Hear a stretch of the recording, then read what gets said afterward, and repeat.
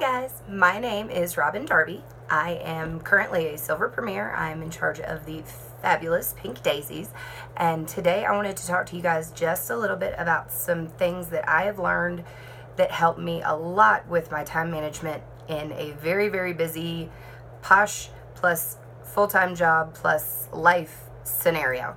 A couple of things about me. I am a full-time traveling OR nurse. That means typically I work 3 to 4 13-hour days a week. I work 13-week assignments, and then at the end of that I have typically 2 to 3 weeks blocks of time between assignments. So I'm very, very busy just in my real life job. That job does not allow me a lot of time to get on the internet to talk with my team back and forth during the day. So the days that I work are typically kind of blackout days for me. I also am the mother of a very active 11-year-old boy. I am an Air Force wife, and I have 2 dogs who would give any 3-year-old toddler on the planet a run for their money. So I have a lot going on every day. I'm also, something about me, the most disorganized human that's ever walked the face of the earth. So trying to juggle all of these balls in the air at the same time without having everything come crashing down is really a struggle for me every day, and it's something that I have to work really, really hard at. So I wanted to kind of go over some points that have been helping me to keep all of the balls from falling on top of my head. The first thing you want to do is you need to pick some kind of scheduling system.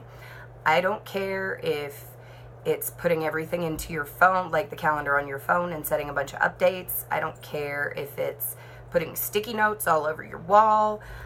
For me, it is literally paper and pen. I went and bought a paper calendar just like this. I have this wonderful pack of bajillion multicolored markers that I use to color coordinate my calendar, because that speaks to me, and that seems to be the thing that I am most likely to do every day. Find a system that really works for you. If you pick one and it doesn't work, try it for a week or 2, then pick another one. Just find a system that you're willing to use every single day as much as you possibly can. Second point, I have notes. Otherwise, I get really distracted. The second point is you need to do everything you possibly can to utilize whatever system that is. Every single time you need to put something in there. So for me, I carry the planner around 98% of the time. I carry the planner and the pens, and they're all in a portfolio. So anytime I need to put something into the schedule, it's on hand for me, and I can write it down instantly. Because guys, if I don't, it will out of my brain, and I will never remember it again. I have a very short attention span. So if I'm not very intentional about writing things into my calendar and scheduling my day, it just all goes haywire. If you're going to use your calendar on your phone, make sure every appointment, every time you talk to a customer, you talk to a potential downline, you talk to your front line, every time you make an appointment or schedule anything, it goes immediately into your calendar so that you don't forget, so you don't overschedule yourself accidentally. If it's already there, you can't schedule something twice for the same time, right? So do everything you can to make sure you have your system on hand at all times. I know for me, there are times when I'm in the middle of an OR case, I don't have my calendar. What happens if somebody I'm working with wants to schedule something? Because this does happen. I carry note cards with me. And I always have these in my pocket to write down anything that has to do with my OR cases. These work very well if I'm writing down email addresses for potential new customers. What I do, since I don't have my initial system on hand, is I make sure that every day when I come home, I pull all the note cards out that I scribbled anything on, and they immediately go into the calendar. If it's not pertinent, they get thrown away, but that's part of my routine as soon as I walk in the door once my work day's done. if you can set it to where you get in the habit of doing this every day at, after the kids go to bed, 9 o'clock at night, whatever works for you, make sure that that is a habit that you consciously work to develop so that you lose the least amount of things through the cracks. Whew, I talk really fast, sorry guys. The third point, you need to be really, really honest with yourself about what it is you are and are not capable of doing as far as your schedule is concerned. I set office hours during my off weeks from my travel assignments. I have very specific, it's like 10 to 3:30, Monday through Friday office hours. I tell that to my team. It's in a pinned post at the top of our team page so that everyone that needs to know knows the hours that I am available to work my Posh business and to help my team. If you can't do 6 hours a day, do an hour. If you can't do an hour, do 30 minutes. Whatever it is, you need to schedule your work, and it needs to go into your calendar, and it needs to be reiterated to your team so that everybody is on the same page as far as when you are available to work. If somebody asks you to do something and you can't do it, don't stress yourself out about not being able to do it. Be very honest with yourself about your time constraints.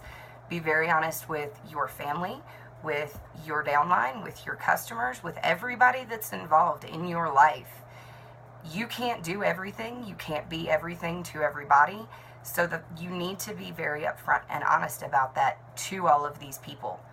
The other thing is ask for help when your schedule gets crazy, and I know mine does randomly. Ask for help from your family. Ask for help from your frontline, from your leaders on your page. People want to help you, but they can't help you make your schedule work if you don't ask for it. So it's okay to ask. And that's something I have a big problem with, is asking for help and saying, no, I can't.